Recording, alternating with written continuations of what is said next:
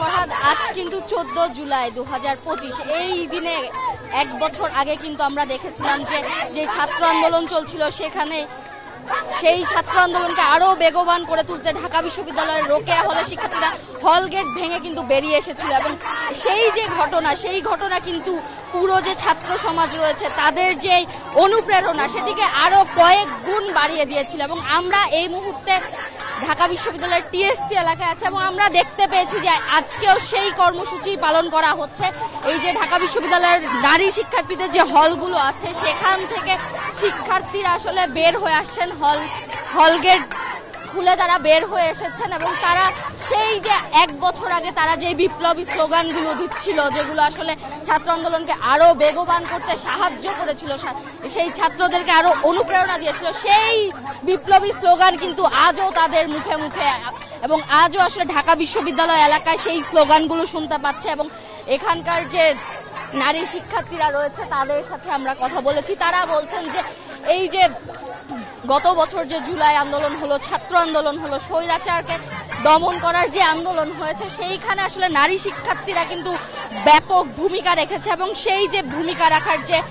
ঘটনাটি সেটিকে যাতে স্মরণীয় রাখা যায় তার জন্য কিন্তু তারা গত বছর এই দিনে যে কর্মসূচি তারা পালন করছেন, আজকে ঠিক একই দিনে একই সময়ে কিন্তু তারা এই কর্মসূচি তারা পালন করছেন। এবং আমরা দেখতে পাচ্ছি যে ঢাবির যেই নারী শিক্ষার্থীদের হলগুলো রয়েছে সেখান থেকে শিক্ষার্থীরা মিছিল নিয়ে বিপ্লবী নানা রকম স্লোগানের মাধ্যমে কিন্তু তারা বের হয়ে আসছেন। এই মুহূর্তে কিছুক্ষণ আগে আমরা দেখেছি যে ঢাকা বিশ্ববিদ্যালয়ের যে রোকেয়া হল রয়েছে, রোকেয়া হলের শিক্ষার্থীরা তাদের হল গেট থেকে বের হয়ে এসেছে এবং সেই সময় আমরা শুনতে পাচ্ছিলাম যে তারা নানা রকম বিপ্লবী স্লোগান দিচ্ছেন, যেই স্লোগানগুলো কিন্তু মূলত গত বছরের যে স্বৈরাচার দমনের যে ছাত্র আন্দোলন হয়েছিল সেই আন্দোলনকে আরো বেগবান করে তুলতে ভূমিকা রেখেছিল। এবং আমরা আসলে সেই দিন দেখেছিলাম যে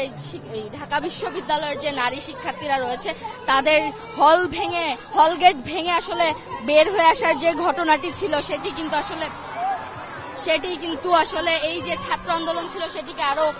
বেগবান করেছিল। এবং এই যে ঢাকা বিশ্ববিদ্যালয়ের শিক্ষার্থীরা ছিলেন তারা যে হল গেট ভেঙে বের হয়েছিলেন সেটি কিন্তু একটি নতুন স্ফুলিঙ্গ হিসেবে কাজ করেছিল তৎকালীন যে ছাত্র আন্দোলন ছিল সেটিতে। এবং আজকেও আমরা দেখতে পাচ্ছি যে এই যে ঢাকা বিশ্ববিদ্যালয়ের নারী শিক্ষার্থীরা তাদের হল থেকে, তাদের আবাসিক হলগুলো থেকে বের হয়ে আসে এবং সেই যে দিন ছিল সেটি যাতে স্মরণীয় হয়ে থাকে সেই অনুযায়ী তারা নানা রকম কর্মসূচি, নানা রকম বিপ্লবী স্লোগানের মাধ্যমে আসলে এই ঢাকা বিশ্ববিদ্যালয়ের টিএসসি এলাকায় তারা অংশগ্রহণ করেছে। এবং তারা বলছেন যে এইভাবে আসলে যে জুলাই হয়েছিল সেটিতে যে নারীদের অংশগ্রহণ সেটিকে আসলে বাঁচিয়ে রাখা যাবে। তো এই ছিল আমার কাছে ঢাকা বিশ্ববিদ্যালয় এলাকা থেকে সবশেষ। ফরহাদ।